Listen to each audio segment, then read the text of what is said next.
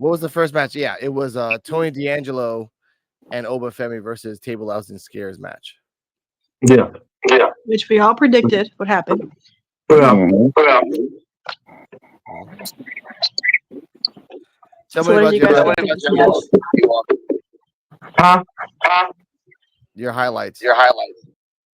I mean, going, folks. it started off good. I mean, I liked it. It was good. I do honestly thought it would have been better if it wouldn't have nobody involved in it. But other than that, the match was pretty good. But still, it still look Tony. It still make Tony D'Angelo weak because he keep having to have help. He was tied up. Like, I still wasn't even paying attention to how he got out of that. Well, the family interviewed. Mm-hmm. And that whole scene with like Oba Femi like towering over Rizzo with the crowbar or whatever, that was kind of like that was a little interesting. She should have known her place, and she should be in a match. Well, I mean, Invisible Man, we got some comments. Who the hell she look like? Ronda Rousey?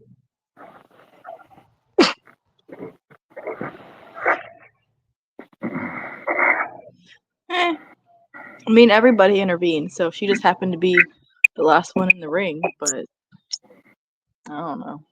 It's hard. Okay, I understand that, but it's harder when you can't fight.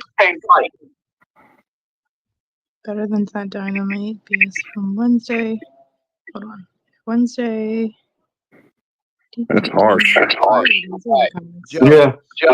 Pop in and out. We got an echo. Thank you, please. Who are you talking to? D-Walk. What up? In and out. We got an echo. I got you. Thank you. Now, highlights of the match. Let me just say this real quick. We got nice little. Let's see. Backstage, Roxanne Cora was interviewed about doing some couple other things. Let me see if Joe is jumping in. Joe. Hello. There we go. D-Walk. Hello. That's your finger. Okay, so yeah, it's my girlfriend. Shout out to my girlfriend. Fix the things. Now, highlights of the match. Right off the bat, Mike Rome was going to announce everybody, and Oba Femi and D'Angelo said, fuck this shit, Crip versus Bloods, let's fucking go. So I did like that shit. They just fucking fought each other. We got another comment. I really enjoy your stream content. Join next stream with friends. I mean, my username is Darwin. Well, log up, motherfucker. We're on. Here we go. Let's see this comment again. Mrs. Invisible Woman, can you hear me? I think she can. I didn't like the ending of the match. I will say this right now. A lot of choke slams, power slams, spine busters on the steps. The steps were very heavily used this episode. Yeah.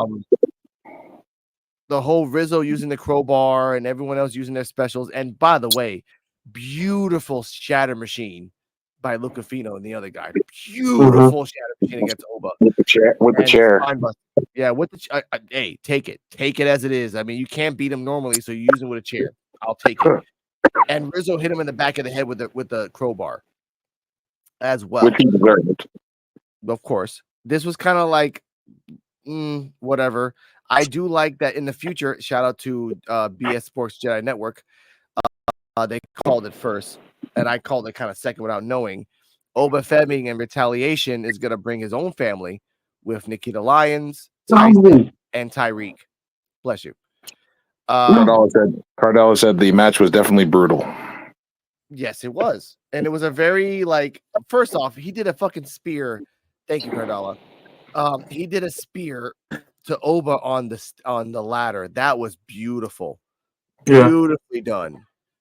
Also, the uppercut spear into the corner with the table, and the table exploded. Oh yeah, I got it on my notes here. D'Angelo tried to spear Oba into the chair. Oba jumped. D'Angelo stopped, and then Oba, as thank you for Joe for saying that, did a beautiful European uppercut to D'Angelo to the corner, which again, the table, you're right, the table fucking exploded. Yeah. It just exploded. I'm like, holy shit, these motherfuckers are going the distance. Let's fucking go. A lot of choking with the crowbar. A lot of like Oba Femi did a special on D'Angelo. He kicked out at 2. Tony D'Angelo did a special on him. He kicked out at 2. And I think it was gonna be like a stalemate if the family wasn't gonna get involved. So in the ratings of this, and I will say if anyone was willing to put ratings out now, I will give this match because of interference a B-. You being too nice. Hold up now, because I'm drunk. And because honestly, it's going to continue on into the Nikita/Black.com group of Nikita, Oba, Tyson, and Tyreek, who's going to come out in a video eventually on Pornhub. I mean, sorry, P-Hub. What's your rating, Mr. D-Walk? Okay, before I give my rating, I don't want to see Nikita Lion nowhere near Oba Femi until she get better at her wrestling skills. Cause all that twerking through the matches and all that videos, nah. Nikita Lion is nowhere near to be in a group with Oba Femi. She gonna fuck it all up. Asked if we enjoyed the outcome. Yes, Mr. Joe BNCO, thank you for that. Did you enjoy the outcome of the match? Okay, I give it a goddamn C-. All right. Okay, all right, fine. Joe, did you enjoy the outcome? I enjoyed the outcome. I enjoyed the match. I'm going to give it a solid A. Reasons for I'm giving it an A is because one, Oba Femi was going after a woman who's like a third his size. Yeah. She ain't no being a part of the match anyway. Hey, look, man. Look, she backed away. She was leaving. He kept going after her. He should have got put through a damn table. He got put through a ladder. He should have. And then he got a shadow machine with a chair and then a crowbar to the back of the head. Yeah, and at the end of it all, like, yeah, they looked at her and they looked at the table and the crowd's like, yeah, put her to the fucking table. And she's like, nope, I'm gonna back away. I'm gonna slide, shimmy shot my ass out of here. But either way, later on during the show, we're gonna talk about some prize matches that's gonna be happening on Tuesday, which is probably gonna be the most stacked NXT in NXT history. Yeah, what's gonna happen this Tuesday? So a lot of things gonna happen. And the reason Joe gave it an A because they paying him. Somebody paying Joe to be nice today. No, it's okay. Mrs. Invisible Woman, what's the rating you give of this match? I know that your audio is kind of. Hey, look. Right now. That's okay. Look, listen, D-Walk. Go ahead, Joe. She's talking. What's the rating, baby? I would give it a solid like B. It's a B. Okay. Yeah. By the way, your audio sounds way better. Now it does. Thank you. Love that. Anyway, what are your thoughts, Joe? Go ahead. What I was going to say was I just felt like, your D-Walk said it was like I got paid off. I was like, it's all in the family, bruh. Yeah. Italians got to stick together.